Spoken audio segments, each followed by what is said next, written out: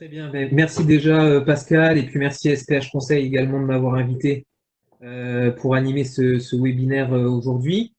Du coup, moi je suis Édouard Dounet, je suis président et fondateur de la société MStaff. Donc c'est une société qui permet enfin, qui accompagne les hôpitaux en tout cas et les établissements de santé en général dans la gestion de l'organisation de la gestion du recrutement et avec un logiciel. Et puis, on les accompagne aussi sur la valorisation de leur marque employeur. Donc, on travaille depuis à peu près 4 ans avec les établissements de santé, d'où l'invitation aujourd'hui pour vous parler un petit peu de la marque employeur et puis surtout de la communication sur cette marque employeur. Donc voilà, donc je suis ravi d'être avec vous. J'espère que de votre côté, tout n'est pas trop compliqué avec la gestion du Covid. Voilà, nous, on est au quotidien avec les hôpitaux. On sait que c'est pas facile, mais bon, apparemment, on commence à voir un petit peu le bout du tunnel, donc on croise les doigts. Voilà, bon, je vais rentrer dans le vif du sujet. Donc, on a un petit programme. On va regarder effectivement si aujourd'hui, les hôpitaux, pour eux, c'est une priorité, la valorisation de la marque employeur, et puis comment, en fait, comment il faut faire pour attirer du personnel soignant, quels sont les leviers pour attirer effectivement ce personnel et le fidéliser. Et puis, des exemples d'une bonne communication. Donc, je me suis permis, vous verrez en fin de présentation, de faire des captures d'écran de quelques hôpitaux où j'ai trouvé que les éléments de communication étaient plutôt très bien faits. Donc, on pourra, je vous les présenterai, puis on pourra en parler par le biais de questions à la fin. Donc pour commencer, effectivement, bon, on va refaire un petit récap très rapide du concept de la marque employeur. Donc aujourd'hui, effectivement, depuis l'avènement finalement de toutes les nouvelles technologies, l'évolution des mentalités, le contexte social, économique et culturel, tout ça en fait a fait changer le paradigme et notre société du coup, et surtout fait évoluer les mentalités. Donc, aujourd'hui, les médias sociaux, les technologies mobiles, les générations XY sont des éléments qu'il faut absolument prendre en compte au sein des structures hospitalières pour finalement construire des organisations pérennes, compétitives et puis surtout attractives pour le personnel.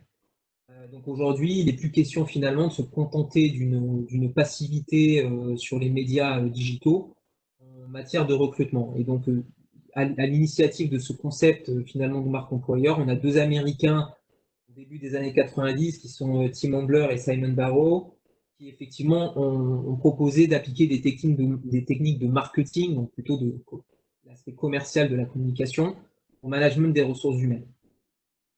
Donc, finalement, aujourd'hui, le combo gagnant, c'est quoi? C'est ramener de la synergie entre la communication finalement et les RH. Donc, ce qui est bien, c'est qu'en fait, on dispose aujourd'hui, on a à notre disposition une palette d'outils assez importante en termes de communication. Donc, on a, vous les connaissez tous, hein, la presse, les événements, la radio, Internet, la pub TV, d'affichage, mais aussi depuis quelques années maintenant, on a l'Internet, le mailing, le blog, le référencement, donc le SEO, je ne sais pas si ça parle à certains, le référencement naturel, la vidéo en ligne, la newsletter, qui est un très bon outil aussi de communication, aussi bien interne que externe. Et puis des boîtes à outils internes aussi, le livret d'accueil qui va servir beaucoup aussi sur l'intégration du personnel. Et puis des outils aussi de collaboration. Donc je ne sais pas si ça parle à certains, tels que Slack ou Trello, peuvent aider à la gestion de projet et du coup impliquer beaucoup plus les acteurs en interne. Donc, finalement, aujourd'hui, pour les hôpitaux et donc du coup les autres établissements de santé qui souhaitent vraiment gagner en attractivité et en fidélisation, en fait, il faut se servir de tous ces moyens de communication sur leur politique RH. Donc, je vous ai mis une petite infographie là, le Content Marketing Matrix.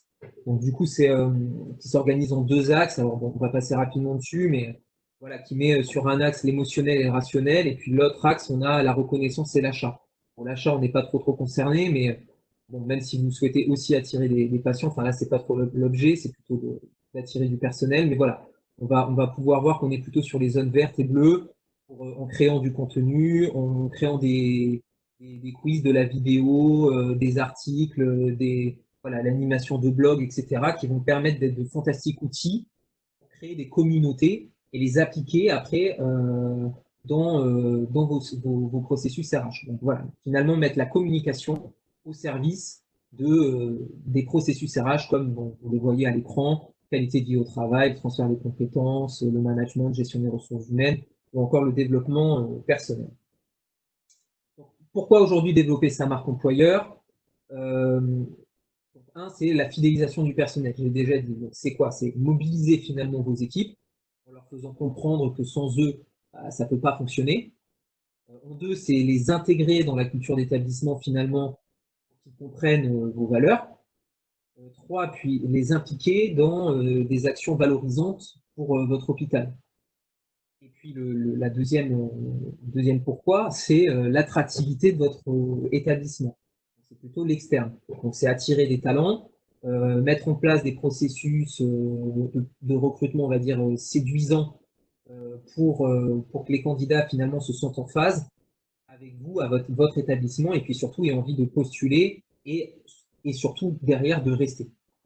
Donc l'objectif dans vos communications aussi, pour valoriser cette marque employeur, il faut être précis, c'est-à-dire qu'il faut expliquer le poste, l'ambiance, les étapes du process de recrutement, rassurer. Du coup, il faut être transparent aussi, c'est-à-dire surtout mettre en avant finalement les points forts de l'établissement et pas hésiter aussi à parler des axes d'amélioration. Les projets aujourd'hui attirent énormément les candidats. Donc il ne faut pas hésiter aussi à en parler. C'est pas une faiblesse d'avoir des projets et d'avoir du coup des axes d'amélioration sur une structure. Et puis derrière, surtout, soyez moderne. Si c'est vraiment le mot dans la communication, c'est être moderne. Utilisez des supports clairs, design si possible, passer du temps dessus et proposer si possible aussi des outils digitaux pour candidater et communiquer avec vos candidats et a fortiori si possible avec votre communauté. Donc voilà, donc je fais un petit focus aussi pour savoir aujourd'hui à quoi s'attendent les candidats, puisque c'est quand même ça l'objectif, c'est communiquer sur la marque employeur, mais c'est quand même rendre attractif un établissement. Donc finalement, c'est quoi? Donc c'est d'abord eux, ils attendent ils veulent adhérer finalement à vos valeurs, à votre vision à court et moyen terme. Donc il faut leur parler, on en parlait donc des projets, de la structuration de votre hôpital, de votre établissement de santé. Il faut aussi avoir une information claire et transparente sur le contenu que vous allez produire, pour qu'il soit audible par rapport à votre audience. Et les salariés aussi, autant que les candidats, souhaitent aussi aujourd'hui retrouver finalement une expérience utilisateur qu'ils ont au quotidien en tant que consommateurs ou internautes. Ils s'attendent à avoir finalement sur vos supports de com, comme un site internet par exemple ou un espace emploi, de la simplicité, de l'ergonomie et de l'information suivie par rapport à leurs actions. Donc voilà. Donc là, j'ai voulu aussi vous faire un petit focus sur donc la gestion du pré-recrutement et du recrutement, que je trouve extrêmement intéressante. Donc en fait, c'est ce qu'on appelle, alors bon, c'est un terme un petit peu qui est pas hyper beau, mais c'est de l'inbound recruiting. C'est quoi? C'est attirer, convertir, recruter et fidéliser. Aujourd'hui, finalement, ce qui est important, c'est d'arriver à capter des inconnus et des visiteurs après via vos supports de communication. Donc ça va passer, on en parlait, par le site carrière, donc vos pages emploi, le blog, vos réseaux sociaux, les pages entreprises, vos annonces aussi, et puis le référencement naturel. Donc il faut vraiment intégrer finalement des techniques de marketing modernes au sein même de votre stratégie de communication RH. C'est essentiel aujourd'hui pour capter des candidats et du coup du personnel.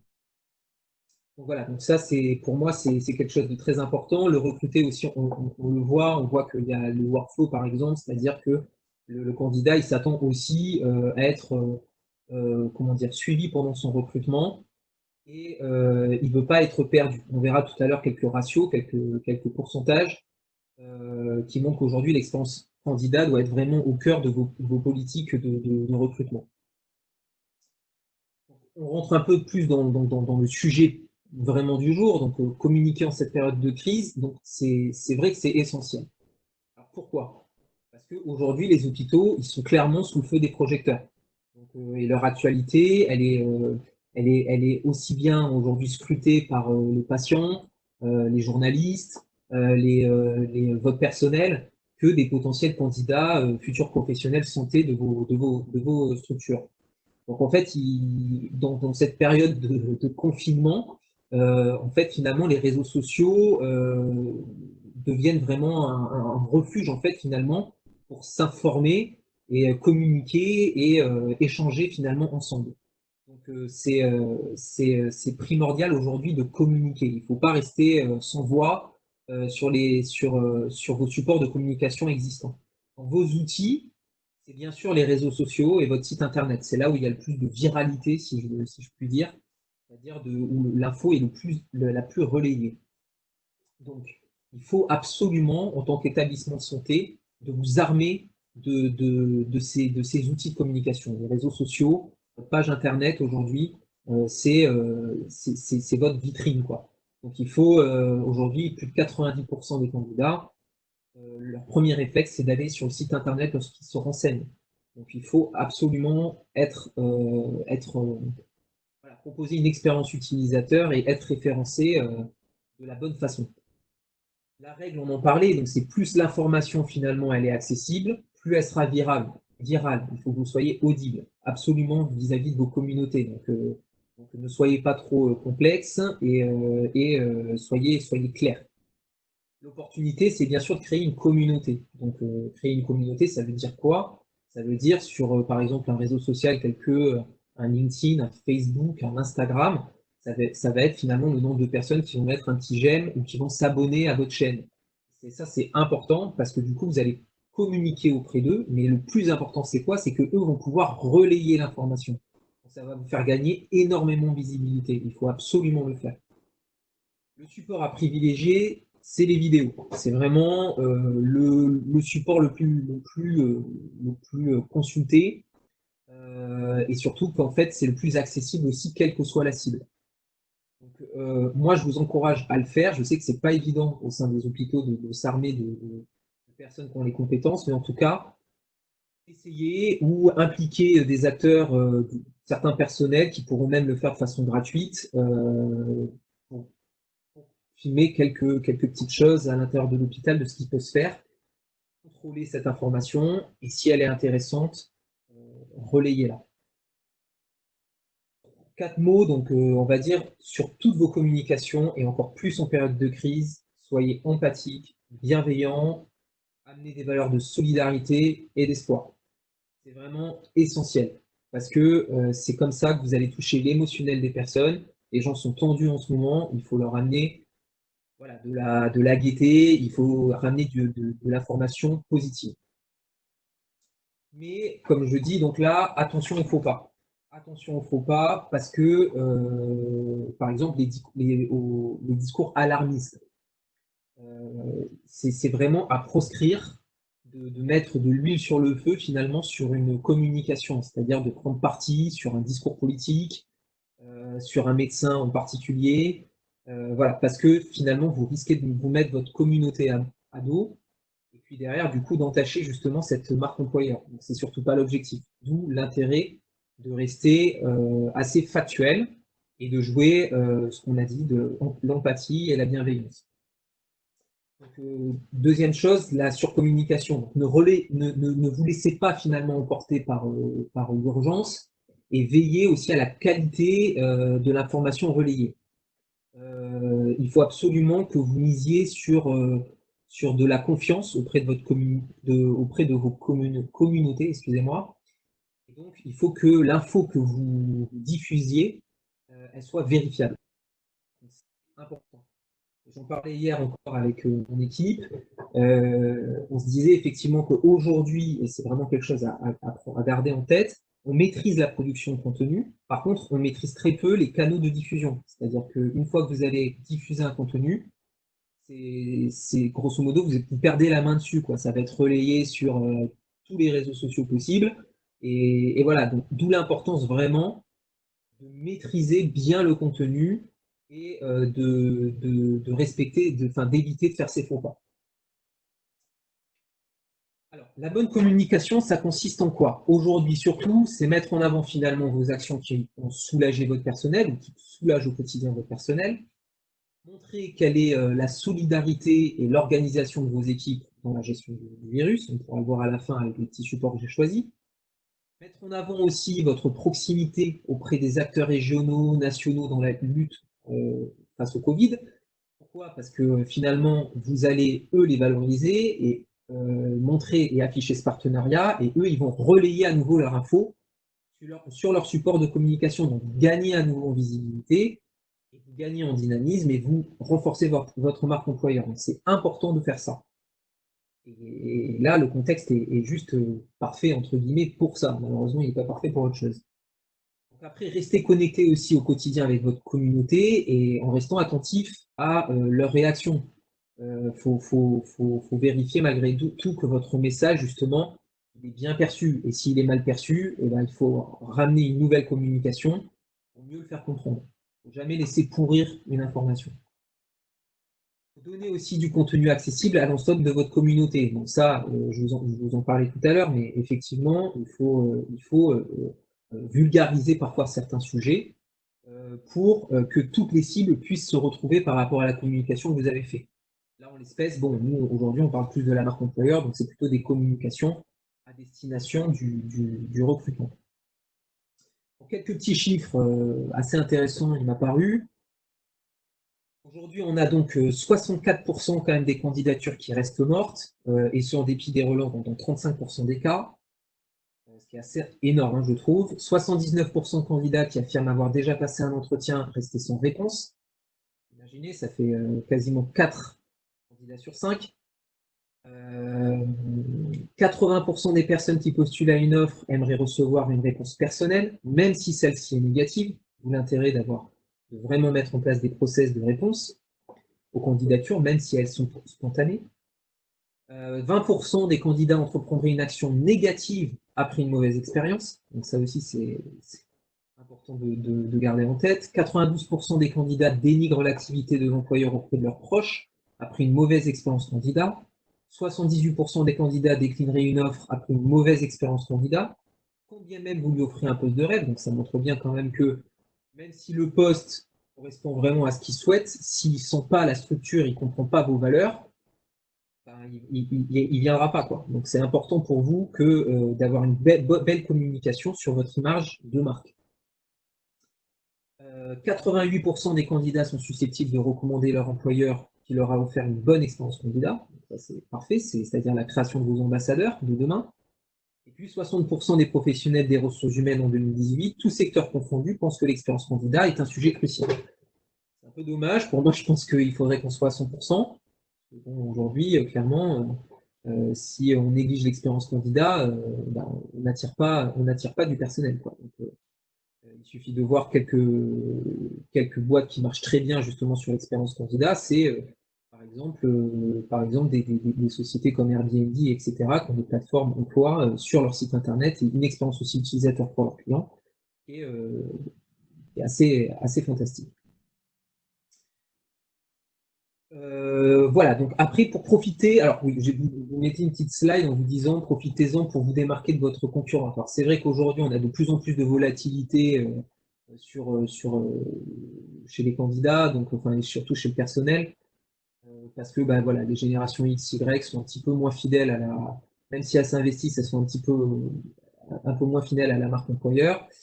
Euh, donc aujourd'hui, l'hôpital, à mon avis, en tant qu'acteur public, et la santé en général, hein, doit vraiment solliciter des vocations et permettre de la valorisation professionnelle. À mon avis, c'est hyper important. Il faut travailler en proximité avec les écoles et les accompagner. Par exemple, l'accompagnement de fin de carrière aussi est un sujet très important à l'hôpital. Surtout que vous portez des valeurs extrêmement nobles. Donc voilà, vous avez quand même beaucoup de choses sur lesquelles communiquer. Travailler sur la bonne information, vos annonces par exemple, il faut qu'elles soient claires, avec des détails, que les candidats puissent se projeter sur le poste. Servez-vous du storytelling aussi pour les candidats, pour qu'ils puissent se projeter dans le poste avec des témoignages de vos personnels, des vidéos par exemple, ou des petites interviews. rassurez-les aussi sur les étapes du process de recrutement. Ça, c'est très important, puisqu'en fait, ils veulent savoir où ils vont, parce que souvent, ils sont tellement sollicités que ceux qui vont bien les suivre, normalement, ils resteront, enfin, il y a de fortes chances qu'ils viennent travailler chez vous. Je vous ai fait un petit parallèle là entre les startups et les hôpitaux, parce qu'il y a des difficultés de recrutement assez similaires. Effectivement, il y a des profils rares, donc médecins vs codeurs pour les startups, pour les manip radio vs les commerciaux. Pareil sur la concurrence, hôpitaux cliniques, startups, multinationales ou en tout cas grosses entreprises. Puis des contraintes de budget aussi qui sont différentes. Donc c'est assez intéressant d'avoir ça en tête et du coup de se dire en fait on peut s'inspirer un petit peu de ce qui se fait chez les startups. Chez les startups, alors heureusement aussi chez d'autres établissements et d'autres entreprises, mais en tout cas, vu qu'il y a donc moins de budget, moins de visibilité parfois aussi, je ne parle pas des très grands établissements peut-être, mais des plus petits, il faut absolument capitaliser sur de la valorisation du travail accompli, de la reconnaissance professionnelle et mettre en avant la QVT que vous portez par l'établissement, c'est-à-dire par exemple l'équilibre vie pro-vie perso, l'environnement de travail, ce que vous avez, les projets que vous avez mis en place au sein de vos équipes, et puis aussi, pourquoi pas, amener des formes de management assez innovantes. Sur ce sujet d'ailleurs, je vous ai fait une petite slide en vous disant que finalement, ce qui peut être intéressant, c'est d'utiliser peut-être des méthodes telles que le design thinking, je ne sais pas si vous connaissez, ou le lean startup.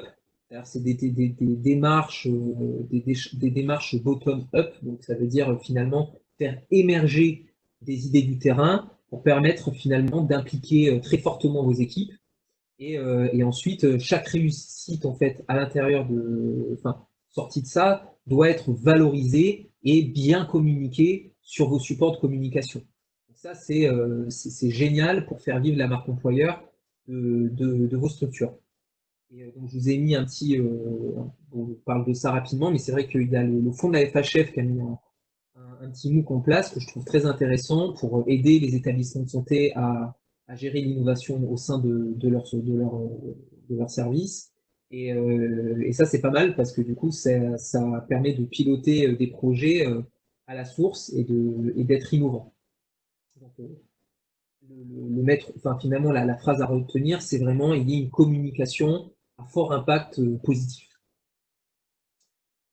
Donc là, on va passer plutôt sur des exemples. J'espère que je ne suis pas trop hors timing. Voilà, moi, je trouve ça pas mal de l'armée de terre. J'ai pris ce parallèle parce qu'on est aussi sur de la fonction publique. Et je trouve que leur communication est vraiment pas mal. C'est-à-dire qu'en fait, ils vont toucher tout le temps, enfin, ils communiquent tout le temps pour toucher l'émotionnel. Donc, alors, je ne sais pas si vous avez vu un petit peu des petites vidéos qui sont passées à la télé ou qu'ils ont aussi sur leur page de carrière, leur site internet, etc. et puis les réseaux sociaux. Et voilà, il y a de la musique, des clips vidéo très dynamiques, ils mettent en avant leurs valeurs. Voilà, en fait, ils mettent dans l'action finalement leur audience. Donc ça, à mon avis, c'est assez essentiel. Et puis surtout, ils amènent de la transparence finalement sur ce qu'ils veulent faire pour les candidats et puis surtout pour les futurs militaires engagés qui arrivent au sein de l'armée. Donc, par exemple, l'accompagnement de carrière pour eux est au cœur de leur stratégie d'attractivité. Ils sont très présents sur les réseaux sociaux, ils ont développé beaucoup Facebook, Instagram, ils ont 18 personnes qui s'occupent aujourd'hui de cette communauté. Alors bon, moi je sais qu'à l'intérieur des structures, vous ne pouvez pas avoir autant de personnes, mais c'est vrai qu'on voit de plus en plus que l'utilité quand même de community manager à l'intérieur des hôpitaux, quoi. Parce que ça permet vraiment de faire exister finalement tous les projets de l'hôpital en externe. Donc, je vous ai mis un lien vidéo lorsqu'on vous enverra la présentation, vous pourrez la regarder. Alors là, je ne sais pas si ça va marcher. Je sais, bon, j'ai mis un petit lien là. Alors, je ne sais pas si vous voyez toujours mon écran. Mais voilà, c'est juste, par exemple, le CHU Tour qui a tourné une petite vidéo. Alors, je ne sais pas si vous entendrez. Mais voilà, je trouve ça pas mal parce que voilà, ils ont mis quelques petites photos. Et puis surtout, en fait, on avance un peu, ils impliquent leur personnel dans la marque employeur. Donc en fait, ils vont chanter et voilà. Bon, Et ça vaut ce que ça vaut. Ce qui est intéressant, surtout, c'est qu'on voit qu'il y a 32 000 vues. Donc effectivement, ça veut dire que ça a été très viral et donc ça valorise beaucoup leur image. Voilà, donc ensuite, on regarde là, je vous ai fait quelques captures d'écran, une 5 ou 6. J'aime bien cette communication parce que voilà, on voit les professionnels là sur le réseau LinkedIn, du coup, au cœur des actions. Ça valorise du coup les professionnels. Là aussi, je trouve ça très intéressant, c'est-à-dire que la participation de, du CHU de Tours là sur un forum de recrutement hôtellerie. Donc encore une fois, ça veut dire qu'on montre qu'ils sont dynamiques, qu'ils se déplacent, etc. Mais ils relayent l'information sur les réseaux sociaux. Ça veut dire que les personnes qui n'étaient pas là, potentiellement, la fois prochaine, ben, elles pourront intervenir parce qu'elles n'étaient pas forcément au courant. Là encore, voilà, un cadre de santé qui parle des journées portes ouvertes, donc sous la forme d'une vidéo. Ça, c'est un très bon support, surtout pour les jeunes. Donc, je vous encourage à pouvoir le faire. C'est du fait maison. J'aime beaucoup aussi ce format-là, format très très clair, avec une cible, donc 16-25 ans, découvrez le pouvoir d'être utile.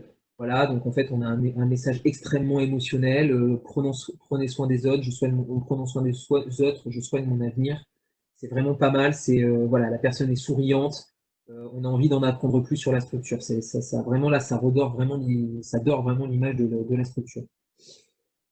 Là, on est sur le CHU de Bordeaux, pareil, bon voilà, qui communique sur une de ses professionnelles, l'importance qu'elle peut avoir, comment elle est mobilisée face à cette crise. Je trouve ça aussi très intéressant. On voit qu'il y a 230 likes. Voilà, ça montre que la communauté, donc 12 000 abonnés, ça montre que voilà, ça fait un petit moment qu'ils ont lancé ça ben, ça valorise vraiment des catégories professionnelles. Sur le CHU Limoges, pareil. Là, j'ai beaucoup aimé parce que on a un support de communication qui a été créé réellement sur la campagne de recrutement et à côté une petite photo qui montre qu'ils sont innovants aussi dans les entretiens. Donc, ils sont en entretien visio pendant la période de crise. Donc, et ils communiquent dessus pour dire voilà, le recrutement, ça s'arrête pas, on a toujours besoin de vous et on est prêt à utiliser les moyens d'aujourd'hui pour continuer à recruter. Donc, ça, je trouve ça aussi très positif. Quelques petits dessins aussi. Donc là, on est sur du pur émotionnel. Je trouve très sympa aussi. Petit conseil aussi, profitez, scrutez vos calendriers avec les journées nationales qu'il peut y avoir. Alors pour les secrétaires, pour les soignants, la journée des femmes, la fête des mères, etc., etc. Parce que comment dire, c'est une occasion justement de communiquer et de valoriser un corps de métier. Donc faites-le. Parce que c'est voilà, c'est des choses, souvent des messages qui sont très viraux et ça vaut vraiment le coup de le faire. Enfin, donc là, on a aussi un petit partenariat. Là, c'est plutôt sur la partie innovation où voilà, une plateforme qui a été créée par le CHU là pour le coup. Voilà, donc ça montre le caractère innovant de la structure. Donc je trouve ça sympa. Donc, tout le monde n'a pas forcément, enfin tous les établissements de santé n'ont pas forcément les moyens de montrer qu'ils sont innovants en créant une application mobile. En revanche, n'importe quelle structure peut montrer qu'ils sont innovants autrement, avec des projets, justement, comme on en parlait, avec les patients, peut-être voilà, des petits jardins, des petits potagers, des choses qui sont faites à l'intérieur, dans les jardins, par exemple, de l'établissement de santé, où les résidents s'investissent dans ces projets. Et ça, c'est top aussi pour l'image employeur, parce qu'on montre qu'il y a une image de bon vivre à l'intérieur de ces structures, et ce qui rassure énormément un candidat, puisque c'est un soignant.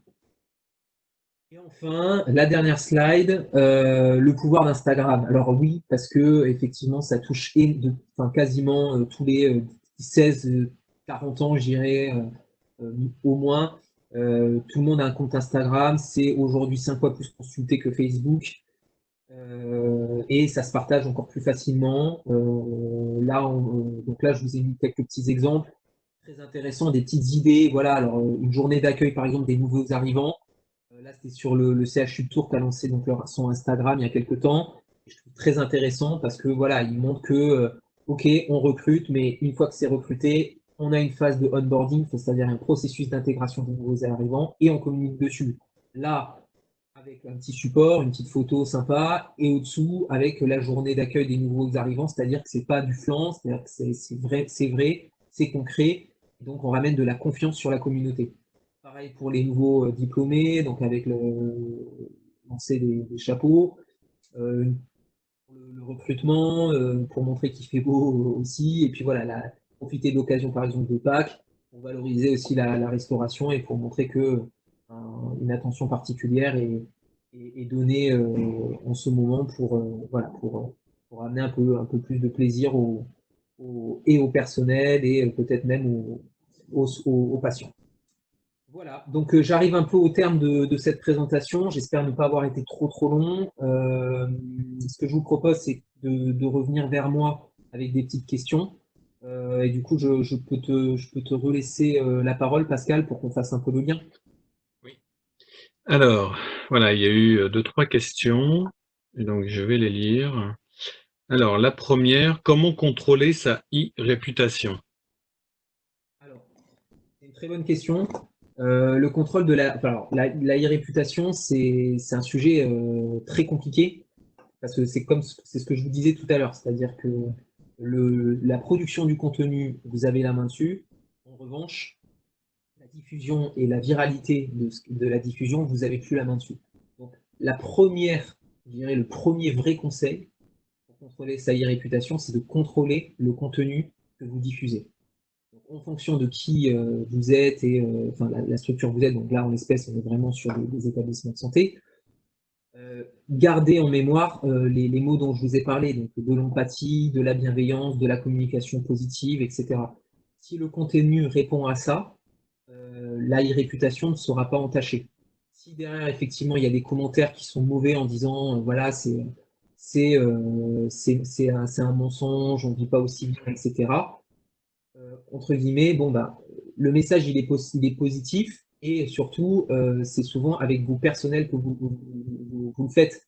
Ce sera souvent eux qui vont défendre ce que vous avez publié, puisqu'en fait, ils se sont sentis valorisés par la communication. Donc voilà. Après, les messages trop haineux, etc., pour moi, aujourd'hui, il ne faut pas y répondre. Ça ne sert à rien. Parfois, et surtout quand vous n'avez pas, ça peut servir, mais c'est vraiment que si vous avez en interne une personne experte en communication. Et après, il faudra adapter la réponse au message. Soit le faire de façon, le prendre sous façon ironique, enfin ironique plutôt, pas ironique, mais plutôt, voilà, si c'est trop méchant comme message, euh, restez positif dans la réponse. Ne vous justifiez pas, c'est justement là où ça peut devenir compliqué à gérer derrière. Edouard, tu peux juste mettre la dernière slide de fin. Comme ça, tout le monde a les infos. Alors, sinon, une autre question qui était, quelle communication spécifique pour les établissements publics de santé mentale? Difficulté pour la psychiatrie dont l'image est souvent inspirée de préjugés négatifs. Tout à fait, c'est vraiment une excellente question.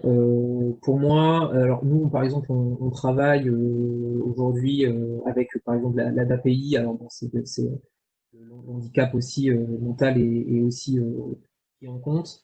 Euh, Aujourd'hui, moi, je pense que ça peut être justement de communiquer surtout autour de vos petits patients, quoi, des patients, et de regarder un petit peu les actions qui sont menées en interne pour leur amener du confort, pour leur amener comment dire, des choses en fait qui vont pouvoir capitaliser dans leur quotidien.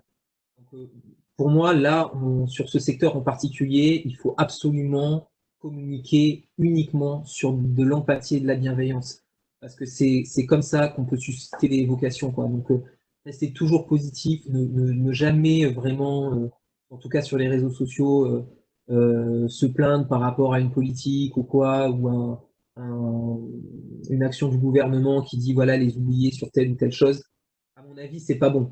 En tout cas, auprès des communautés. Il faut plutôt mettre en avant vraiment voilà, les patients et surtout l'accompagnement patient. C'est ça qui va susciter des vocations. Je sais que dit comme ça, c'est un peu facile, mais à mon avis, c'est sur ces projets qu'il faut travailler et regarder comment on intègre les personnes en situation de handicap dans le quotidien des professionnels de santé avec des aspects positifs. C'est pas facile, mais je pense que c'est faisable. Après, bien sûr, bon, il faut choisir grosso modo un petit peu les patients les plus calmes, ceux qui arrivent encore à interagir avec votre personnel pour créer quand même un support de communication qui reste justement positif, empathique et bienveillant. Voilà, et encore une dernière question. Comment mettre en œuvre des processus de type entrepreneurial pour obtenir ce qu'on appelle un esprit maison, la fierté d'appartenance à une entité telle qu'un hôpital? Oui, alors bah, justement, j'en parlais un petit peu à la fin avec les supports, avec les exemples. Euh, c'est un peu toujours la même chose. Pour moi, le premier levier, avant de communiquer, c'est déjà de mettre en place des actions en interne avec votre personnel. Savoir, par exemple, les boîtes à outils, les idéatons, par exemple, c'est des très bonnes formules parce que ça va permettre de savoir à quoi s'attend votre personnel et qu'est-ce qu'il aimerait, qu'est-ce qui renforcerait les aspects positifs dans son quotidien, qu'est-ce qui fait qu'il est heureux lorsqu'il arrive à l'hôpital. Et en fait, finalement, ce sera lui qui va être votre ambassadeur à l'extérieur. C'est-à-dire que faire de la communication sans votre personnel, pour moi, c'est un coup d'épée dans l'eau, quoi. C'est-à-dire que ça enlève, enfin déjà, vous perdez la partie fidélisation de votre personnel parce qu'il n'y a pas la valorisation de votre personnel. Là, c'est surtout, vous avez pas les ambassadeurs pour porter ce message. Donc, la culture d'entreprise et donc de l'hôpital, elle va vraiment transparaître par rapport aux actions qui sont menées au quotidien par votre personnel. Donc, impliquez-les au maximum dans les actions. Par exemple, lorsque il y a un projet, je ne sais pas, dans un service de cardio sur la réorganisation du service au niveau de la gestion des lits, etc., ou des plannings, ou enfin, à voir, et ben, communiquer dessus et même, pourquoi pas, charger une personne à l'intérieur de ce projet de faire quelques petites photos pendant l'action, si par exemple c'est un déménagement d'un service à un autre, etc., pour montrer que c'est dynamique. Et là justement, ça valorise cette image de marque et ça crée votre culture d'entreprise. C'est-à-dire vraiment, on est prêt à développer des projets en interne et c'est ça qui plaît, c'est ce que je disais un peu en intro aujourd'hui, c'est ce qui plaît en priorité aux candidats et encore plus les nouvelles générations, quoi. C'est la quête de sens à 100%. S'ils ne se sentent pas investis dès le début, bah, en fait, malheureusement, ils sont très volatiles, quoi. Trop impatients. Il y a beaucoup d'impatience chez les jeunes. Et donc, du coup, il faut arriver à composer avec. Voilà, alors on va vraiment terminer avec une dernière question, mais je pense que par rapport à la question, ça pourrait donner lieu à un autre webinaire. Pouvez-vous nous parler de l'utilisation des modules de gestion des offres d'emploi proposés par Facebook, LinkedIn et les autres réseaux sociaux? D'accord. Alors, En vraiment quelques secondes, voire une minute, si tu peux répondre, Edouard. ok, ben je fais ça rapide. Sinon, on peut aussi monter un webinaire sur le sujet. Alors, C'est je ne sais pas possible. s'il y a besoin vraiment d'un webinaire que sur ça. Bon, aujourd'hui, de toute façon, Facebook, LinkedIn, etc. Alors, déjà, c'est pas pareil Facebook et LinkedIn. LinkedIn, c'est vraiment un réseau social professionnel, donc ça a vocation effectivement à recruter. Facebook, c'est un réseau social communautaire, donc c'est plutôt sur de l'information classique et on n'est pas là à la base pour recruter. Sauf que petit à petit, effectivement, Facebook a intégré les outils d'un LinkedIn. Donc le sens a un petit peu changé. Donc pour moi aujourd'hui un job board assez classique, finalement, comme on peut avoir un LinkedIn ou quoi. Sauf que ce qui est bien, c'est qu'il y a une communauté avec. Donc il faut absolument privilégier la communauté, absolument diffuser vos offres sur Facebook, LinkedIn, Twitter et même Instagram. Voilà. Après, eux, ils vont vous donner des statistiques, etc. par rapport à ça. C'est des très bons indicateurs. Moi, ça s'arrête là. C'est pas avec ça, de toute façon, c'est le message, si vous voulez, pour capter. C'est un canal de diffusion. C'est pas avec ça que vous allez pouvoir valoriser votre marque employeur. Par contre, l'expérience candidat qui va suivre, c'est encore autre chose. C'est-à-dire qu'une fois que le candidat va postuler, c'est là où il faut commencer à le prendre en considération, le dorloter, et qui se sentent accompagnés pendant toute l'expérience de recrutement jusqu'à son onboarding, enfin, jusqu'à son intégration. C'est cette étape qui va être cruciale. Le Facebook, LinkedIn, ça sert à ramener du flux. Et le reste, donc les outils, par exemple, les logiciels de gestion de recrutement, les, euh, les, euh, les process internes d'intégration, ça, c'est plutôt votre job et c'est ça qui va faire que vous allez capitaliser un recrutement. Voilà. Je sais pas si j'ai été clair, mais... Ok, bah écoute, merci Edouard pour cette présentation. Merci à vous tous déjà pour votre fidélité pour assister à tous nos webinaires. Vous avez vu, donc le prochain, c'est comment tirer parti de l'expérience et se projeter dans l'avenir. Donc c'est le 30 avril. Et puis voilà, donc on vous tiendra au courant pour les prochains webinaires que nous allons planifier et diffuser. Eh bien, écoutez, et vous avez, oui, nos coordonnées qui sont affichées là-haut. Et n'hésitez pas à revenir vers nous si vous avez besoin d'approfondir certains sujets. Nous vous souhaitons une bonne continuation et puis ben, on vous donne rendez-vous pour de prochains webinaires. Au revoir. Au revoir. Merci.